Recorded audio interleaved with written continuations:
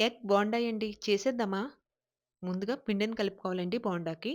ఒక గిన్నె తీసుకొని, ఒక కప్పు శనగపిండి, కొద్దిగా వాము, తగినంత సాల్టు, సన్నగా కట్ చేసుకున్న కొత్తిమీర, కొద్దిగా వంట సోడా వేసుకొని, ఒకసారి పిండిని బాగా కలుపుకోండి. ఇప్పుడు ఇదే పిండిలోకి కొంచెం కొంచెం వాటర్ వేసుకుంటూ, పిండిని బాగా బీట్ చేసుకొని పక్కన పెట్టుకోండి.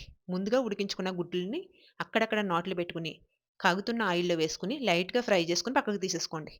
ఇప్పుడు ఒక్కొక్క గుడ్డు తీసుకొని పిండిలో వేసుకొని, పిండి బాగా పట్టించిన తర్వాత మళ్ళీ ఆయిల్‌లో వేసుకొని, అన్నీ కూడా ఇలా వేసుకున్న తర్వాత, రెండు వైపులా తిప్పుతూ కలర్ మారే వరకు ఫ్రై చేసుకొని పక్కకు తీసేసుకోండి.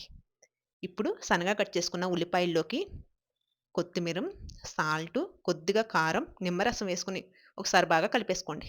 బోండాని తీసుకొని ఇలా మధ్యలో కట్ చేసుకున్న తర్వాత, ముందుగా దీనిపైన ఉల్లిపాయలనేసుకున్న తర్వాత, ఫ్రై చేసుకున్న పల్లీలు, సన్నమిర్చిని వేసుకొని తీసుకుంటమేనండి. అంతేనండి. ఎంతో టేస్టీగా, సింపుల్‌గా తయారు చేసుకునే ఎగ్ బోండా రెడీ. ఈ వీడియో నచ్చితే గనక లైక్ చేసేయండి. ఇట్లు మీ గోదావరమ్మ ఛానల్